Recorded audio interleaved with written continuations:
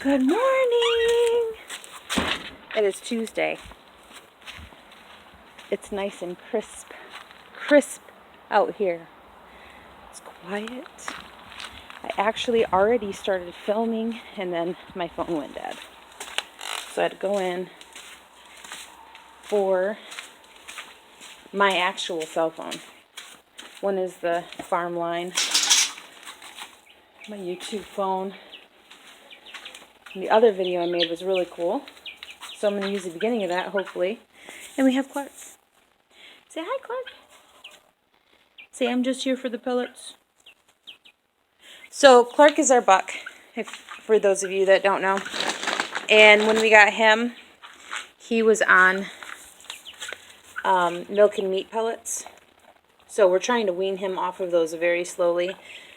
You don't really want to do anything to mess up their rumen, their stomachs. So he was getting a half a cup a day, and now he's down to about 2 handfuls. Yeah, aren't you? And he's waiting. He waits patiently for me. Usually he eats them off the table, but we're trying to make him a little more friendly because he's not used to human contact. Aren't you, Clark? How are you, buddy? Once I try to pet his head, he'll get skittered. Will you get skittered? See? Yep, true story. I fed the baby chicks. Hopefully I can get that. Pull that video. Come on, buddy. No, he's going to stay in there. There's nothing in there for him. He can't reach the food. Yes, I'm coming. I'm coming. Just a minute. It's not winter yet. Usually for these guys, I'll just get like a cup of chicken feed, layer feed, and I'll sprinkle it on the ground a little bit outside. We don't feed them a whole lot, if anything, because they can forage. It's not winter. They have plenty of bugs and stuff. So I do half of a bag of chicken feed, or not half a bag, half a cup of chicken feed, and a couple handfuls of sunflower seeds. Clark wants a treat, and he's used to sunflower seeds. A little bit of sunflower seeds won't hurt him. You ready? Come on. We're going to try to coax him out. I attempted to do a day in the life of Farmer Jan, but my video is like 2 hours long, and to edit that sucker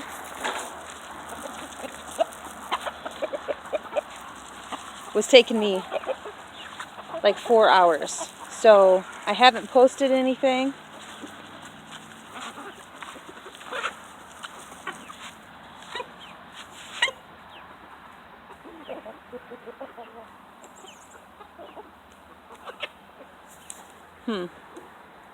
What are you doing? You're on the wrong side of the fence there, Louie. We actually had a bear last night. It was pretty scary. So we got home from church. We had a CEF thing. If you don't know what a CEF is Children's Evangelistic Fellowship. And we got back. The goats were out, which was very odd because normally when it gets dark out, they go right into the barn. There goes John's. You're a bad girl. Anyway, the goats were out, and it was very odd for them because usually when it gets a little bit dark out, they go right to the barn. So Alexa went inside and she got and it was dark. It was really dark. She went inside and she got the flashlight, and they wouldn't follow her in. And I thought it was so weird, so I took the flashlight from her, and I started walking them in. Well, they trust me because I'm Mama Bear. Like, they know that they're safe with me. And I started walking, and I was probably, so you see the gate, and I had the goats hot on my trail because it was pitch black out here. Couldn't see anything. And I was walking, and then in that tree, right there, I noticed a bird fly out. And this was like 10 o'clock at night, 9:30, 10 o'clock. And I thought to myself, that's kind of weird that a bird would just fly off in the middle of the night. That's very odd. Kept walking, and then I heard crunching noises. And I was like, what was that? And then I reached over, and I seen her head. There was a bear between those two trees. It was scary. So I'm like, come on, girls. I wasn't trying to draw attention to it. I was like, come on, girls, let's go. Put some pep in your step. And I started whacking him on the butt. And I'm like, John. Got the goats in the barn. And I'm standing right here where I'm at. And then right over there, I hear my oldest daughter, Alexa, say, what, Mom? And I'm like, dear Lord, run. She was freaked out as I was because she could hear the eagerness in my voice, and she booked it to the barn. We locked up the barn. I told her I seen a bear. And I, believe it or not, after I got her locked up with the animals in the barn, because the barn is very safe, I booked it to the gate, was jumping up and down on the metal doors to make noise, screaming for my husband to come unlock the garage door, because Alexa couldn't get from the barn to the garage to get back into the house. And then he actually lifted me off of the gate and over. It was very scary, very eventful. And no, I didn't have my phone. I would have probably would have risked my life to take a picture of the bear. We knew we had a bear. Are you coming yet? Come on. We knew we had a bear because our fences keep getting pushed in, not out. Like the goats, if they try to escape, they'll push the fences out, so they'll lean out like this. These fences are getting pushed in. Not only that, but my tree house has been annihilated. At first I was like, oh, it's just because Daisy's so heavy. No, this is something that would have taken more than Jonathan's weight to actually break apart. Broke it right in the center. And several times I fixed it, and then I gave up on it for this spring. I'm going to have to get like a metal table or something to put there. But yeah, it's definitely on the property, stalking around. Praise God that we haven't lost any animals, because that was very scary, very scary. But other than that, we really don't have any other exciting news. Bobby hurt his foot. I'm not quite sure what happened. I'm thinking he got in with the horses and maybe accidentally got stepped on. He does walk on it. I think it might be sprained. He moves it, he walks on it every once in a while, but for the most part, he's a hoblet.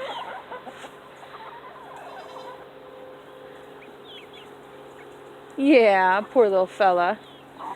So, yeah, he does a good job at catching mice. Yeah, that was the most eventful thing that had happened yesterday, to be honest. I'm supposed to be keeping an eye on poops because a bag of chicken feed got left in the barn yesterday, and I did see some very curious poops, but I don't see any more. So that's a good note. I think my goat kombucha is helping with that, because my goats really don't have any digestive issues. Yeah, I don't see anything clumpy or anything. I have done a video on goat poop. Can you back up? I have done a video on goat poop. Basically, if it's little tiny pellets like they're supposed to be, M&M looking, raisin looking poops, that's good. When they're in clumps or balls, or if they're in balls, you should be concerned. Who is that? Not you. If they're in balls, you should start being concerned. They start looking like dog poo. You really should keep an eye on them. I usually come out and check every 2 to 3 hours, make sure they're chewing their cud, that they're up and walking around. They'll act a little lethargic. Human poo or dog poo resembling poop is not good. If they have straight up diarrhea, you should never leave their side. You should be out here with them. They're chewing their cud, making sure. If they're down, I suggest getting onto Facebook and looking up the Goat Emergency group. They are phenomenal ladies, because it could be several different things. You don't want to just put bloat treatment down their throat or charcoal down their throat if you don't know, because that could actually make it worse. So with that being said, looks like I have some healthy goats. Don't really have to worry about it. I actually don't even see the poops that I was concerned about yesterday. Ava must have came out and cleaned up a little bit. So that's awesome. As you can tell, I didn't get the chance to do my Monday chores. All of that hay needs to be moved. And I actually have to go and cover my gardening plots with horse manure and then put some hay over that. So I have kind of a busy day. All of that was supposed to be done yesterday, but we had that church thing yesterday night. We did that. Yeah. So I fed the baby chickens. The goats actually have a little bit of their goat kombucha. That's what I call it. They have some of that left. I need to go in the house and get some more baking soda. We do, can you guys see that? I hope you can. We're not even quite sure which way we're going. We do free-range baking soda and free-range minerals. Not free-range, free choice. It's going to be one of those days. Look at my hair's already messed up. It took me 20 minutes to do this hair for you guys. For real. For real, Charming. Okay, so this bird here started crowing.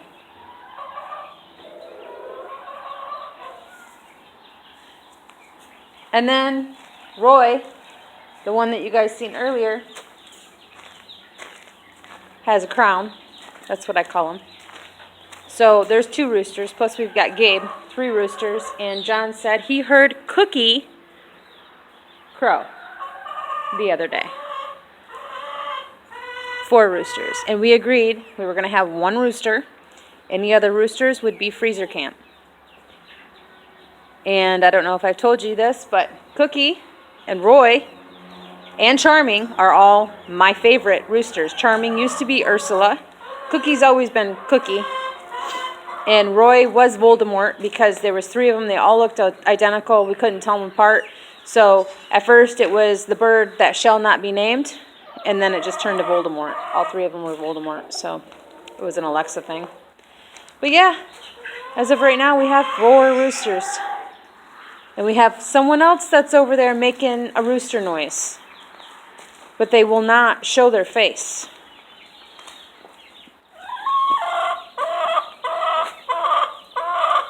And that is the highlight of the farm on this glorious Tuesday morning. I hope that was eventful. I hope that my spinning around didn't make y'all sick. And I have to go do some eBay stuff.